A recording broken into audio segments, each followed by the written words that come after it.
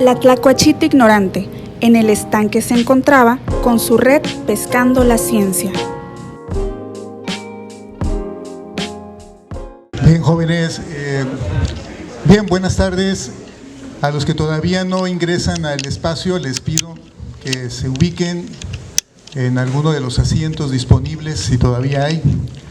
Pues bien, agradezco su presencia a este espacio de reflexión, discusión de textos que en su momento o actualmente siguen siendo relevantes para entender el comportamiento humano. El día de hoy, aquí en la Tlacuachita Ignorante, que es Caribdis, la Tlacuachita Ignorante, vamos a tener la presencia del maestro Óscar Orlando García Cruz, un buen colaborador de aquí de la Facultad de Derecho y Ciencias Sociales, y él va a exponer el texto a propósito de las representaciones sociales, apuntes teóricos, trayectoria y actualidad. Solo como una breve introducción, muy pequeñita, porque seguramente el maestro Óscar ya profundizará en ello. Las representaciones sociales son añejas, son una teoría que más o menos emerge por ahí de los años 60 del siglo pasado, y se constituyen en un marco teórico referente para lo que se conoce como la Escuela de Psicología Social de Ginebra, encabezado por el señor Serge Moscovici, entre otros como Wilhelm Duas. Entonces, pues aquí dejo al maestro Óscar Orlando para que les introduzca sobre el tema y profundice en esta teoría que en su momento tuvo muchos adeptos. Por ejemplo, en escuelas formadoras de psicólogos sociales, como la Universidad Autónoma Metropolitana en la Ciudad de México, esta teoría estuvo en boga por ahí de los años 90. Sin embargo, bueno, por los avatares también que tienen las teorías científicas, pues los marcos teóricos luego entran, ¿no?, en cierto declive. Todavía hay muchos que acuden a ella, pero bueno, es parte, les digo, del discurso científico. Dejo al maestro Óscar Orlando para que profundice. Muchas gracias, un aplauso para él. Gracias.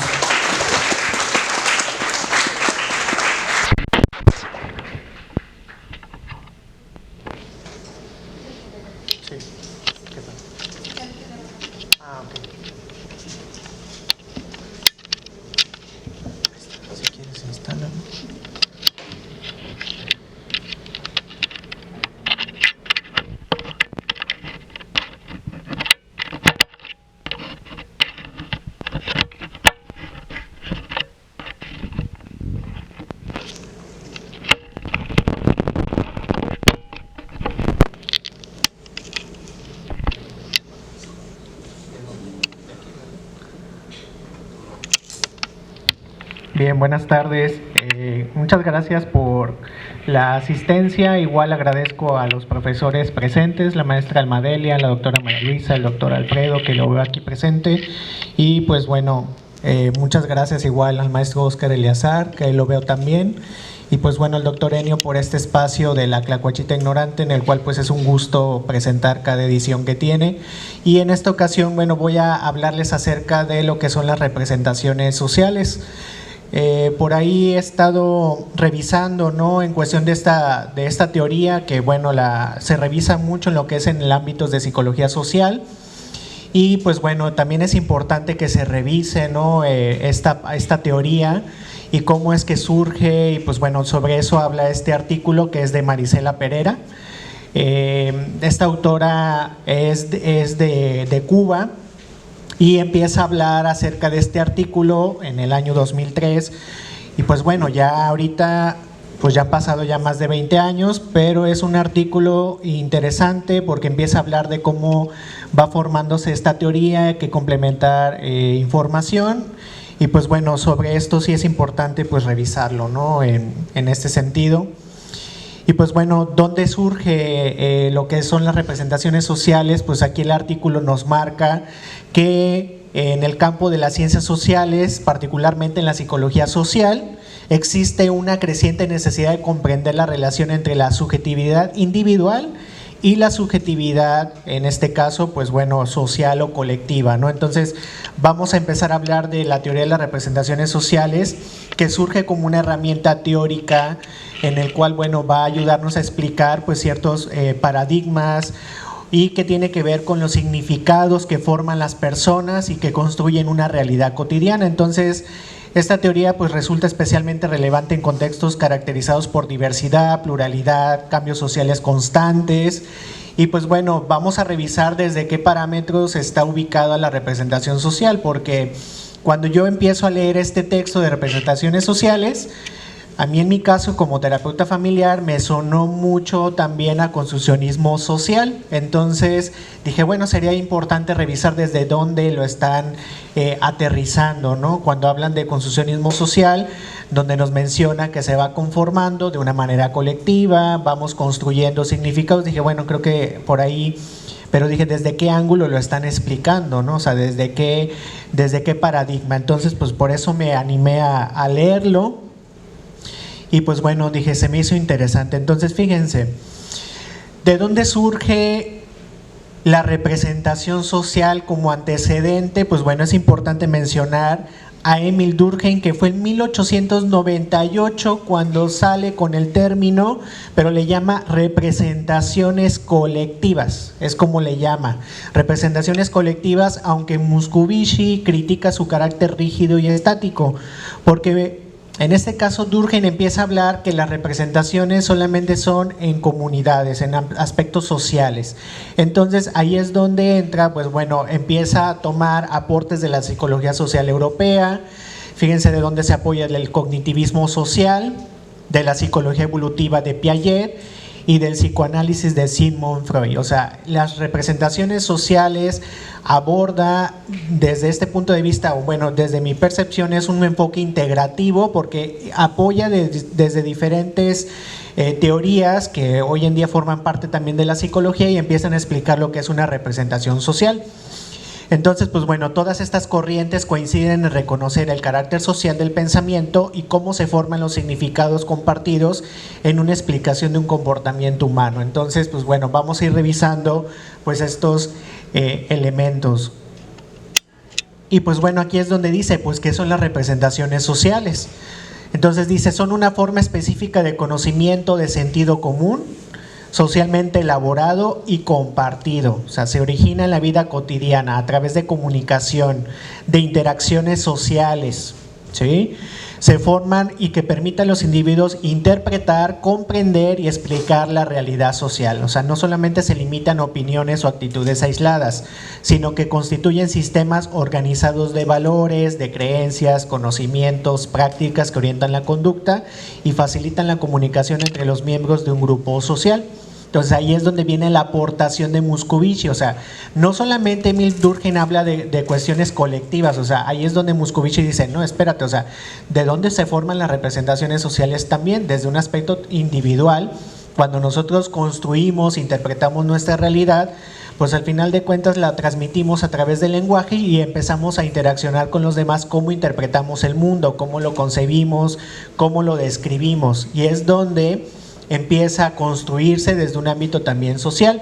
Ante un contexto, alguna necesidad o alguna situación en particular que ocurra, es la manera en cómo vamos interaccionando. Entonces, por eso me llamó la atención. Dije, pues esto tiene que ver con construccionismo social, ¿sí? Entonces, ahí es donde nosotros vamos a ir formándonos, ¿no? O sea, ¿qué implica esto?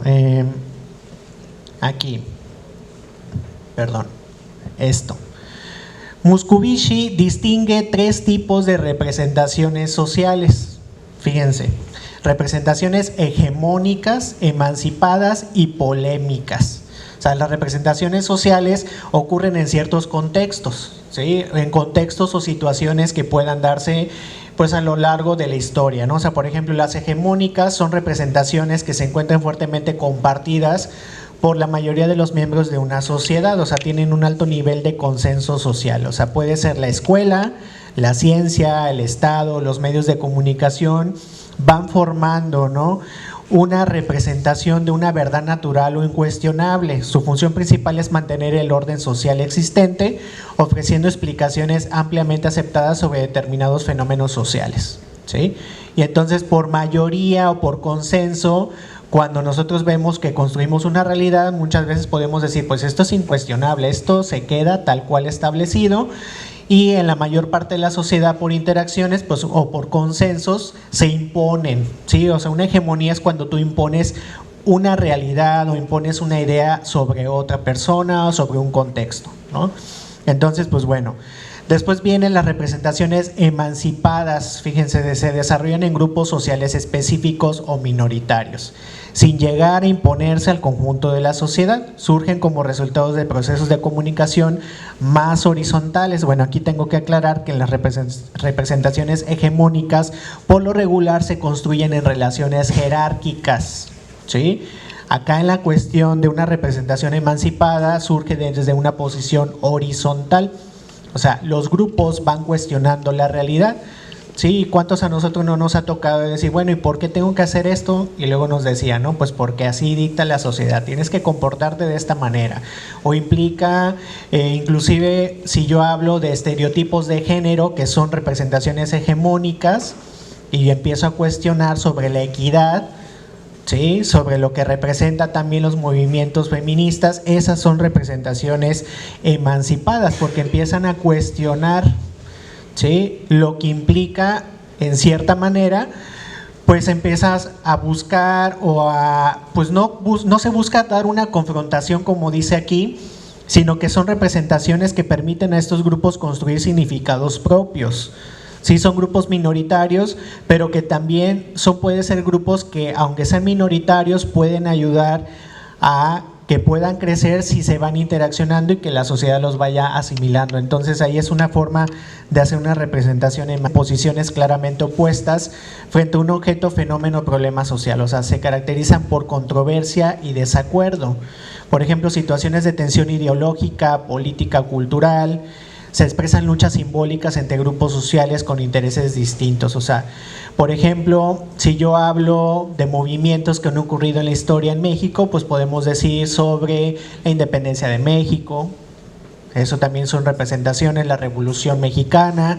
Son situaciones o representaciones de que el grupo empieza a cuestionar, o una parte de grupos pequeños, sobre cómo conciben la realidad, y probablemente a lo mejor empiezan a cuestionar, ¿habrá otra manera de construir o de formar el sistema? Bueno, y ahí es donde empieza la controversia, ¿no? O sea, empieza a difundirse. También depende mucho de esto, también implica psicología de grupos, donde también implica quién los dice y cómo los dice, el liderazgo que forman las personas, cómo se comparte esa creencia, estas ideas y se van transmitiendo. Entonces va a depender mucho también el grado de cohesión de un grupo, ¿sí? Porque habla de interacciones grupales o de interacciones sociales que se pueden ir formando, ¿sí? Todo depende también de quién sea el líder que represente esas ideas y cómo las está dando en los demás, ¿no? Entonces, pues bueno,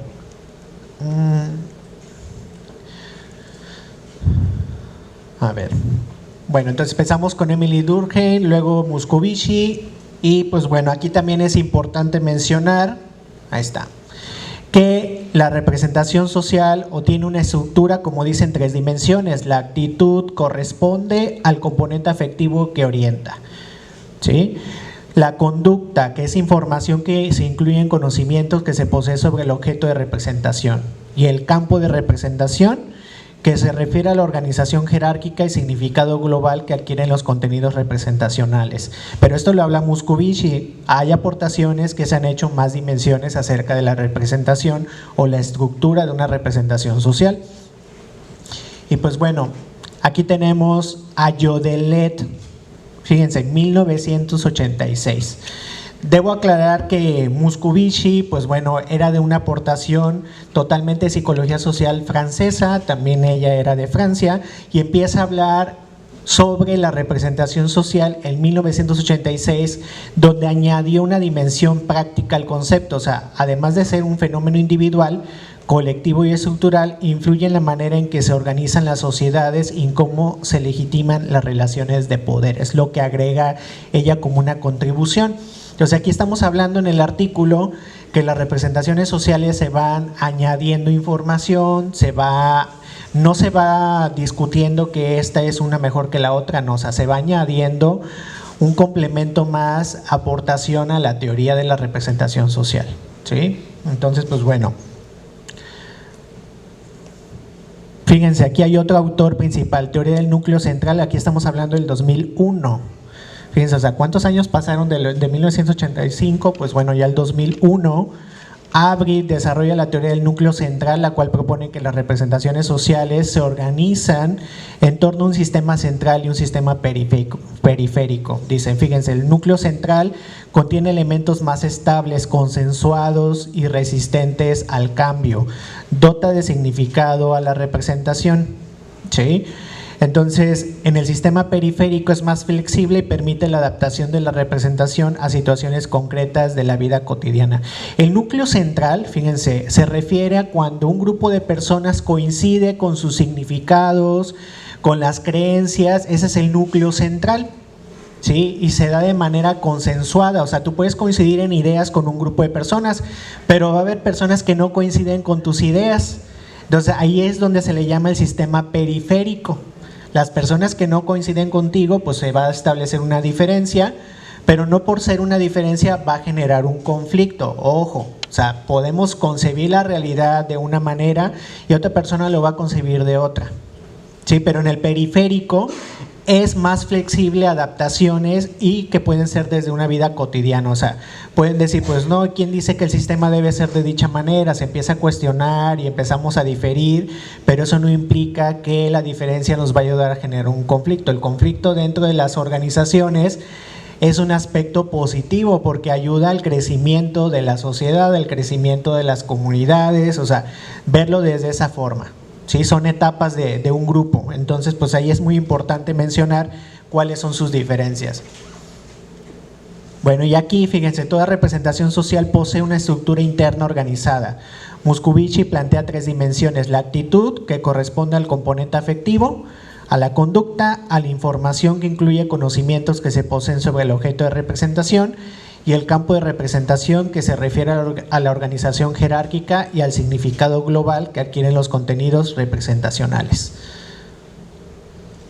¿Cuáles son las funciones? Pues bueno, de una representación social, contribuye a construir una identidad individual y grupal. Eso es lo que nos ayuda en la representación social, o sea, conforma nuestras identidades individuales y nuestras identidades colectivas o en grupo. Se orientan a comportamientos de prácticas sociales que se justifican las acciones, posiciones asumidas por un sujeto. O sea, función simbólica, constituye la realidad por imágenes y significados que facilitan su comprensión. ¿Sí? Entonces, la manera en cómo vamos formando las representaciones sociales. Hay una característica muy importante mencionar, que la representación social, pues bueno, ¿cómo la vemos? Las representaciones sociales también tienen un carácter inconsciente. Muchas veces no somos conscientes de las representaciones sociales. Entonces ahí es muy importante mencionar, bueno, ¿cómo las puedo detectar? En la conducta. Sí, es muy importante establecerlo. A través de la conducta se puede identificar las representaciones sociales, que ahorita vamos a ver en el artículo cómo se forman. Fíjense. Moscovici identifica 2 mecanismos de cómo se forman las representaciones, que es la objetivación y el anclaje. La objetivación transforma conceptos abstractos en imágenes concretas y familiares, mientras que el anclaje permite integrar lo nuevo a esquemas de pensamiento preexistentes. ¿A qué le suena esto?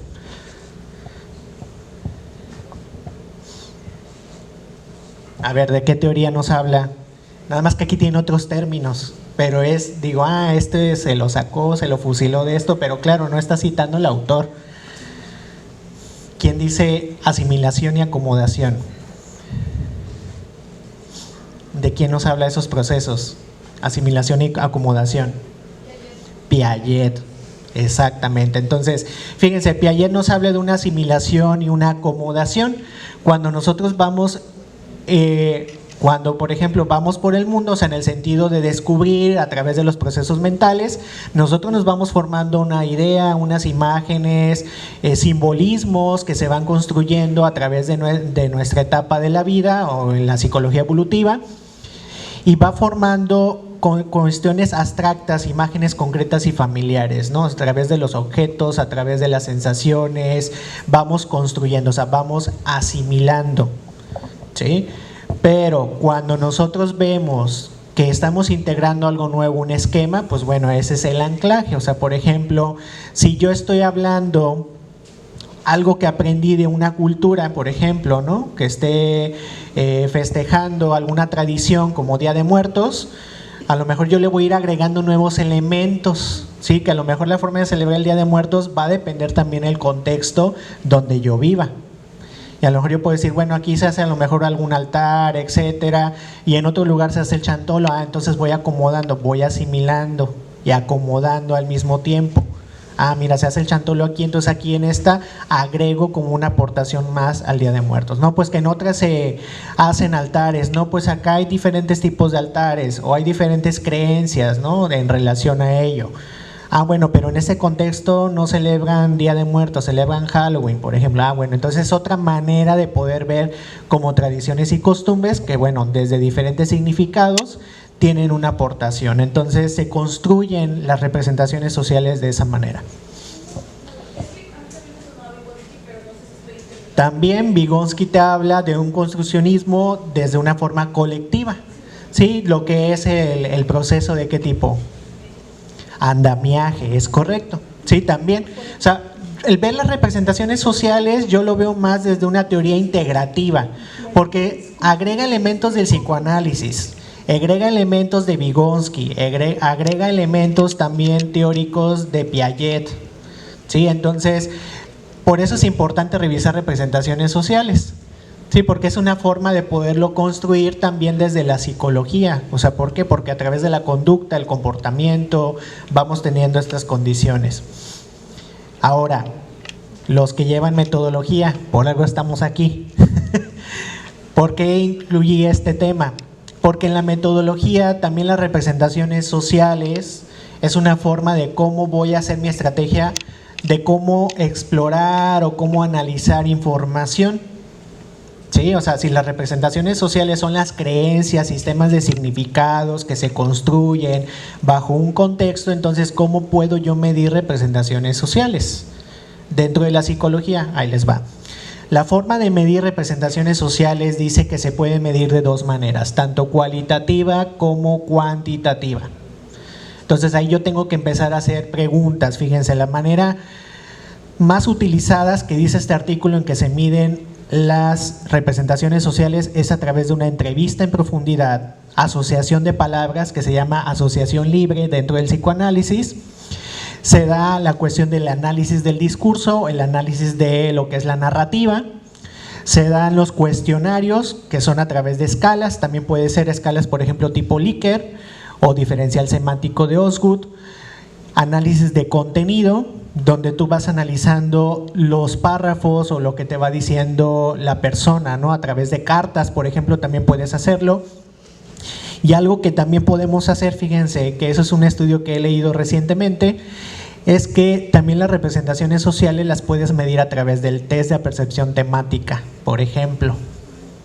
Sí, el de imágenes, donde tú vas narrando una historia, pero tú le pides a la persona que te narre una historia determinada y le vas a mostrar las personas que están en esa imagen y que te armen una historia en relación al tema que tú quieres, por ejemplo, ¿sí? Que tiene variaciones.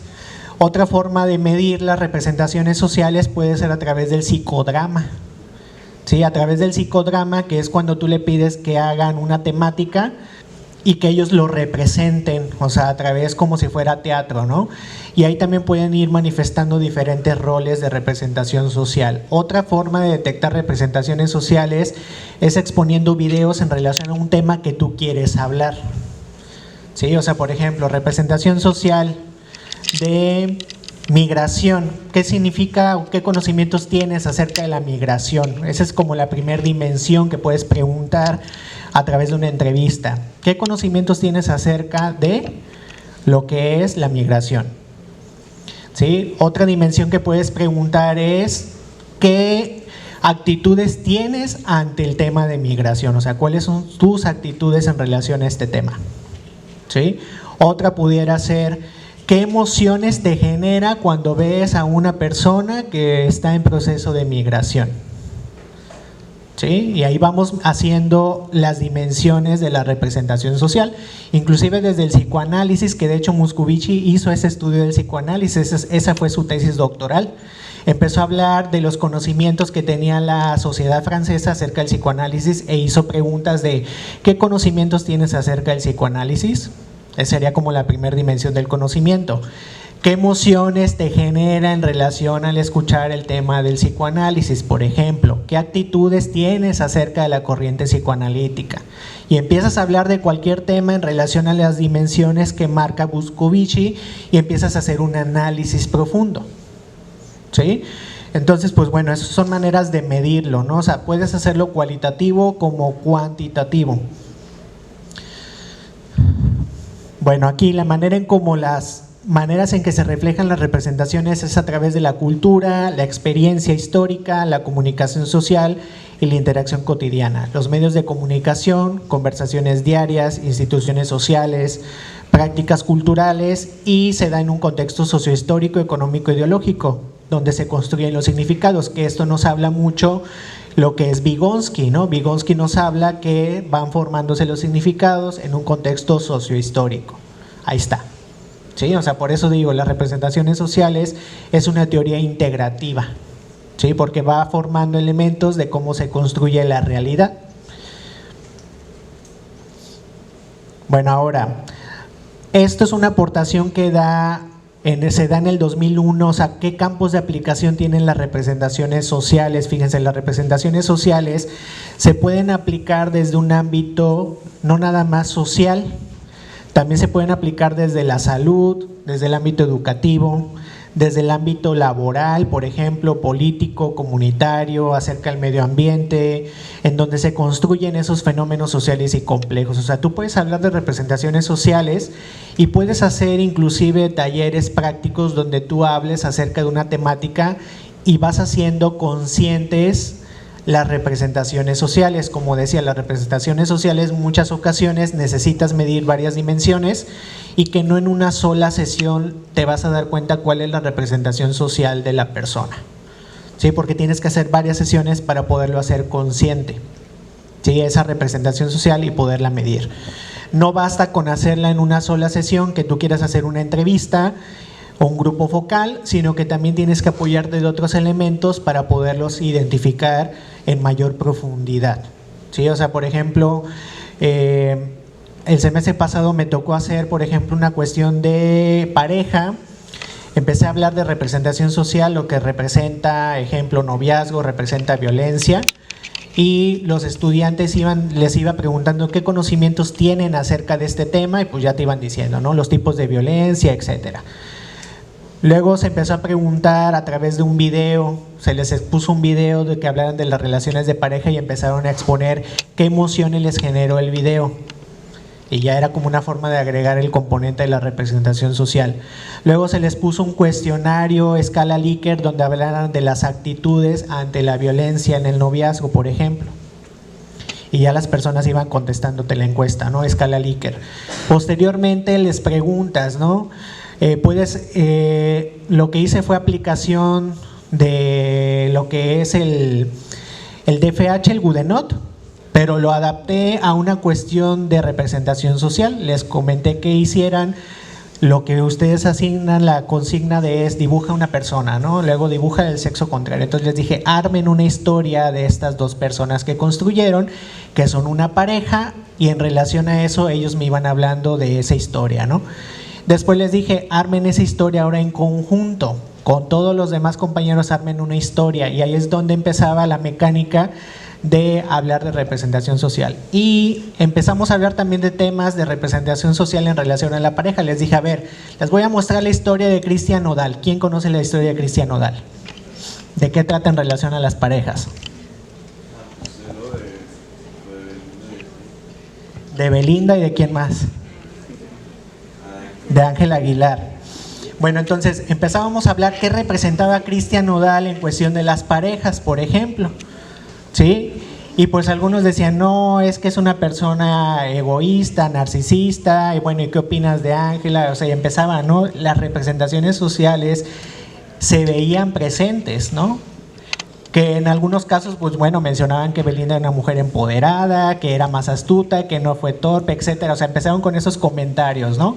Y eso es una forma de hacer representaciones sociales. Lo puedes hacer desde cualquier índole, o sea, migración, violencia, algo que tenga que ver ustedes en específico que puedan hablar de un tema. Por lo regular lo hablamos desde la psicología social, pero también desde un ámbito clínico lo puedes hacer. O sea, a mí me tocó hacerlo, entonces ahí creo yo que podemos como hacer combinaciones, o lo puedes hacer desde un ámbito educativo, ¿sí? Entonces es una manera de poder hacer medición, ¿sí? Dentro de la psicología. Entonces, fíjense, las representaciones sociales constituyen una propuesta teórica, es sólida, útil y vigente para el estudio de la realidad social. Su carácter interdisciplinario permite comprender significados que las personas construyen en su vida cotidiana y ofrecen herramientas para la investigación y la intervención social. O sea, en un contexto de creciente complejidad social, esta teoría resulta fundamental para un análisis crítico y de desarrollo humano. O sea, que las representaciones sociales no solamente queden en análisis, eso también es una parte muy interesante que he encontrado. Que si tú ves representaciones sociales, también las puedes trabajar, por ejemplo, en la práctica privada, en el área clínica, porque puedes cuestionar los significados, las construcciones que tenemos y podemos hacer intervención psicológica para modificar representaciones sociales desde un nivel individual, por ejemplo. O desde un ámbito educativo, ¿sí? Hablar de representaciones sociales en relación a un tema, lo discutes en un debate o en una forma grupal, ¿qué reflexión te da este tema? Y es una forma también de ver que las representaciones sociales se interactúan, o sea, en la interacción vamos modificando nuestras ideas, ¿no? Se reconstruyen, como lo que habla el construccionismo social, se construyen, se reconstruyen o se deconstruyen y se co-construyen. O sea, esa es una manera de poder decir, las representaciones sociales se pueden aplicar desde este ámbito, ¿sí? O sea, y desde un ámbito más práctico, no solamente de análisis teórico. Y pues bueno, con esto cierro el apartado de explicación de representaciones sociales. Nada más si les menciono que en este artículo es del 2003, pero si podemos hacer un contraste de lo que hoy en día son las representaciones sociales, por ahí hay estudios que te hablan o artículos que las representaciones sociales también ya están impactando en la inteligencia artificial. Entonces, la inteligencia artificial también juega un papel importante en las representaciones sociales, ¿sí? O por ejemplo, a raíz de la pandemia pudimos ver que las representaciones sociales también se empezaron a modificar, pero bueno, no quise agregar tanto elemento porque dije, me voy a centrar en este artículo, pero sí es importante mencionar el contraste que después de 20 años de este artículo sigue teniendo una gran relevancia la representación social en este siglo. O sea, fíjense cuántos años han pasado y que es importante que ustedes lo conozcan dentro de la psicología. Sí, porque luego casi no nos hablan mucho de este tema, pero bueno. Muchas gracias, maestro. Un aplauso para el maestro de participación.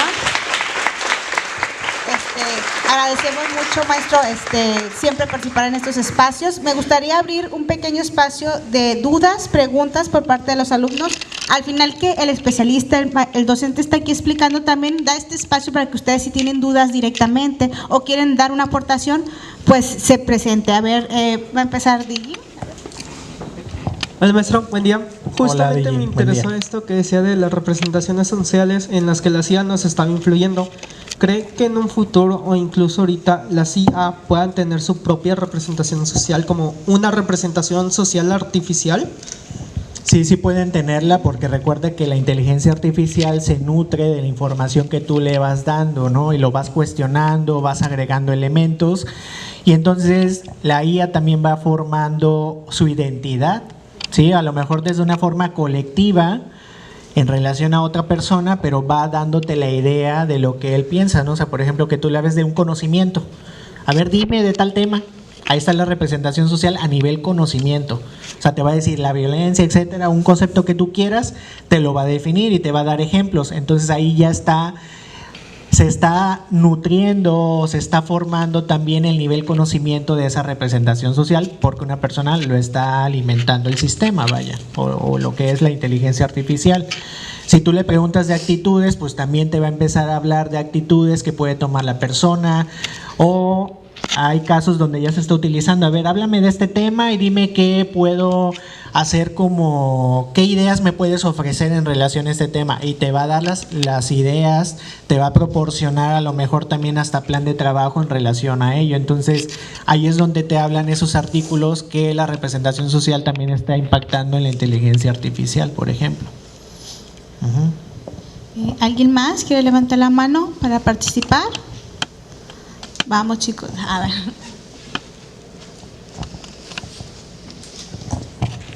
Bueno, yo creo que es más con comentarios, la verdad.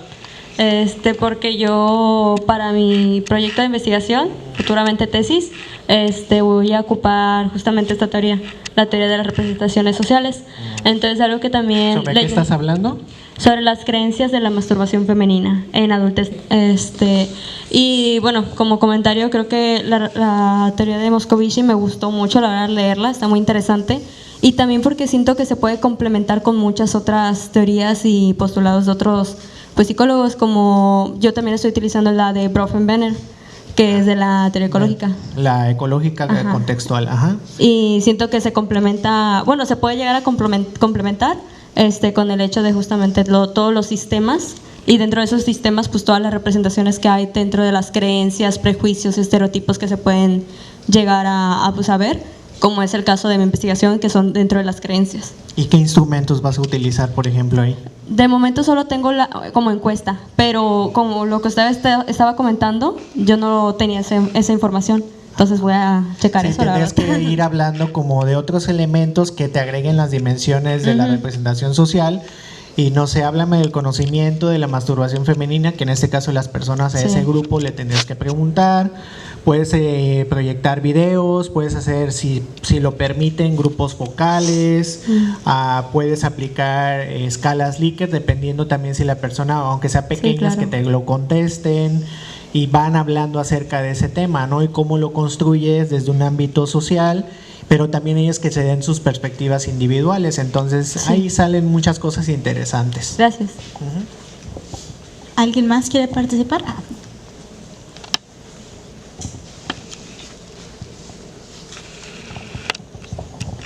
Hola, bueno, justo también voy a utilizar la teoría de Moscovici para mi tesis. ¿De qué vas a hablar? Del fanatismo musical, específicamente en cómo afecta el desarrollo de la personalidad de los adolescentes y cómo esto se ve reflejado cuando ya son adultos jóvenes. Yo también pienso utilizar a Le Bon, o sea, por el hecho de que el fanatismo habla mucho del movimiento de las masas como tal, y también a Rogers para aplicar más que nada el desarrollo de la personalidad. Entonces, pues sí es una mezcla completa, pero sí quería como que abarcar todos los aspectos que quiero investigar, y yo quería ver como qué instrumentos podría utilizar para todo eso. O sea, mi primera idea es una entrevista para pues recabar la información de las personas y recabar su historia, porque siento que es lo que más me quiero enfocar. O sea, sí sería completamente Pero quali. si es de fanatismo en algún aspecto de música, ¿no? Sí, puedes proyectar videos, por ejemplo, donde tú proyectes videos acerca de lo que tú quieres explorar, que lo vean y luego que lo compartan en relación a grupos pequeños, ¿no? Donde ellos empiecen a intercambiar ideas, qué les refleja el video, qué emociones les experimenta al ver ese video. Por ejemplo, puedes también hablar de eso.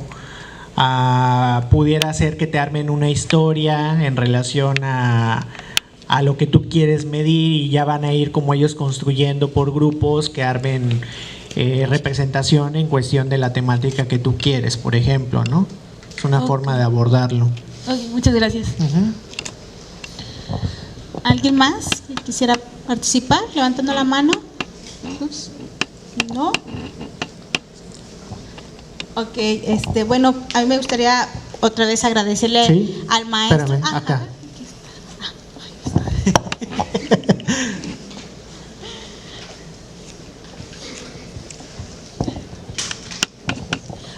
Bueno, sobre la intervención acerca de las representaciones sociales, siento que podría ser, o sea, me parece, al inicio me quedé un poquito en blanco de que dije, ok, ¿cómo puedo explicarlo mejor? ¿Cómo puedo entenderlo mejor?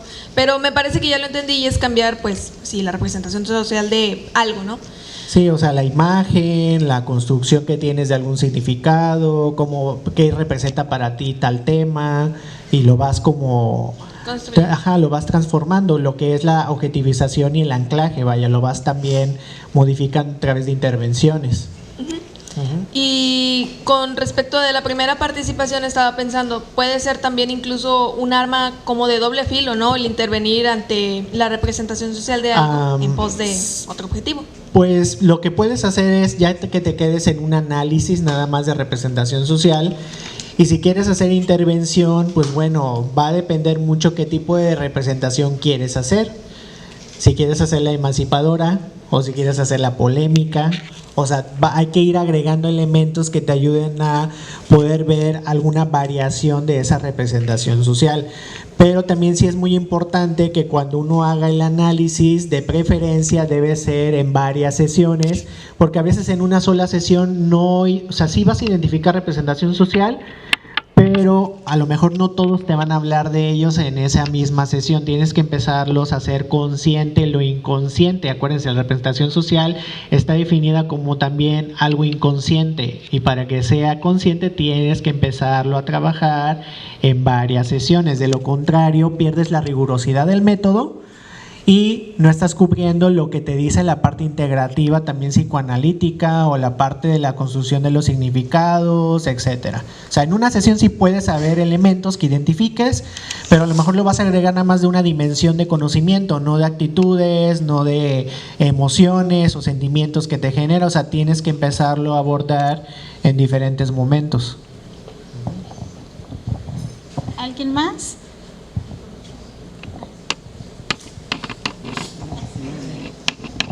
Hola, ¿qué tal, maestro Orlando? Gracias por la exposición. Me quedé pensando un poco, voy a tratar de tejer una idea para ver si se puede seguir polemizando sobre eso.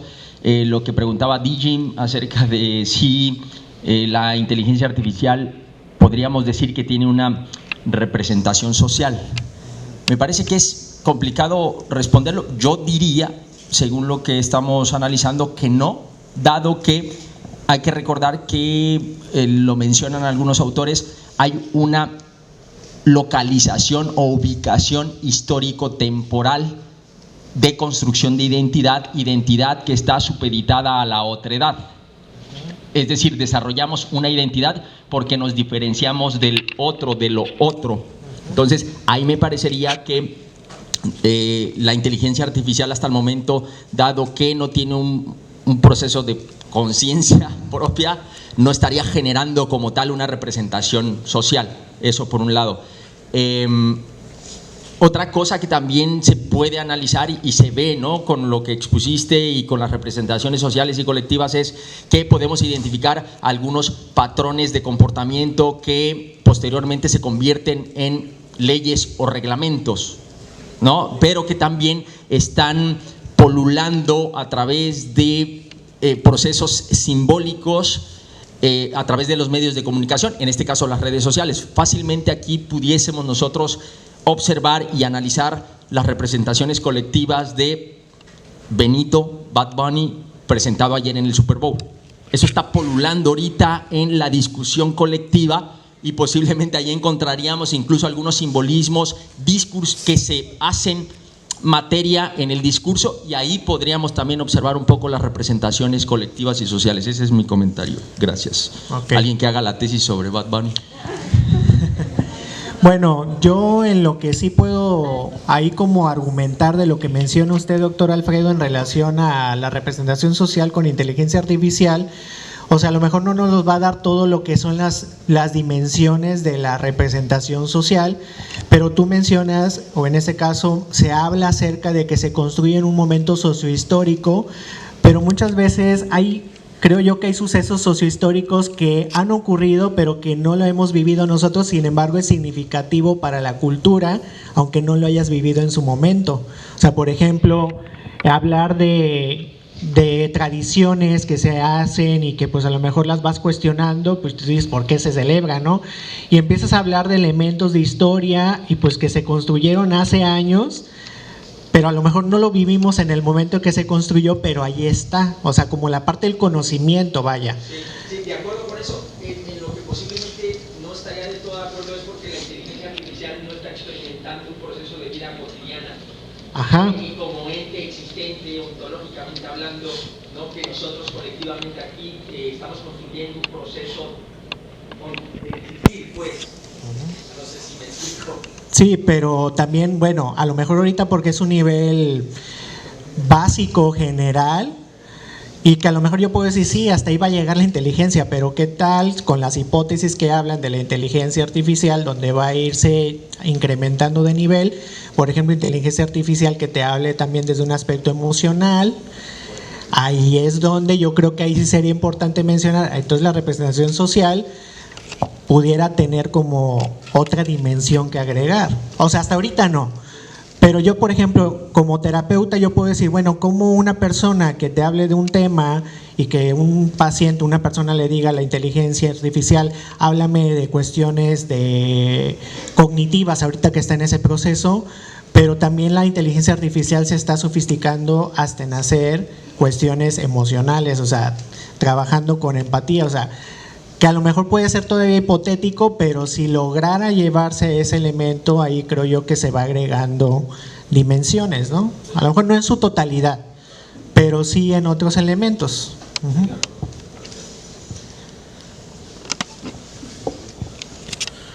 Hola, profe. Bueno, a mí este tema me resuena mucho y creo que lo mencionó el inconsciente colectivo, en donde pues es por qué creemos lo que creemos, si es inconsciente, y pues es el recaudo de información de todos los años que llevamos viviendo y existiendo. Sí me suena mucho que que la inteligencia artificial puede ser como un depósito, o sea, colectivo, inconsciente para la inteligencia artificial, pero consciente para nosotros mismos, o sea, porque pues nosotros le formulamos preguntas que necesitamos y pues a través de todo ese depósito inconsciente y colectivo pues nos puede generar esa respuesta. Entonces, más bien, como dice el profe, digo, no creo que tenga como que vida como tal, pero pues sí puede llegar a tener un resumen de pues las cosas que queremos o que queremos conocer en ese momento en el que le preguntamos las cosas. No sé si me entienden. Pero bueno, tenemos que afirmar que aún la inteligencia artificial, como menciona el doctor Alfredo, o sea, no hay como, se está formando de lo que tú le estás aportando el conocimiento a esa IA, no dentro de la interacción, ¿verdad? Pero bueno, no lo sabemos, o sea, estamos desde una... Porque hasta ahorita solamente está el nivel general de IA, pero o sea, está el otro nivel, el metaanálisis, donde está la parte hipotética que sí puede llegar. Y a lo mejor sirve como herramienta, pero no va a sustituir al 100% la capacidad humana, ¿no? Pero te dice, bueno, es una herramienta que te va a ayudar a tener una idea en relación a ello. Muchas gracias. ¿Alguien más? No, bueno, voy a cerrar el espacio de preguntas y vuelvo a agradecer al maestro Orlando por su participación en la Tlacuachita. También agradecemos la participación de ustedes porque al final estas actividades se hacen en conjunto con todos los actores, ¿no? Estudiantes, maestros. Aquí estoy en nombre del doctor Enio para hacer la entrega de la constancia al maestro Óscar Orlando García Cruz por su valiosa participación como expositor a la lectura a propósito de las representaciones sociales, apuntes teóricos, trayectoria y actualidad. Dentro del espacio de lectura, la Tlacuachita ignorante en el estanque se encontraba con su red pescando la ciencia del comportamiento, correspondiente pues a las actividades del CIDETAC. Firmado por la doctora Elda Ruth de los Reyes Villarreal, directora de nuestra facultad. Muchas gracias, maestro. Le hago entrega de la constancia. Le damos un fuerte aplauso.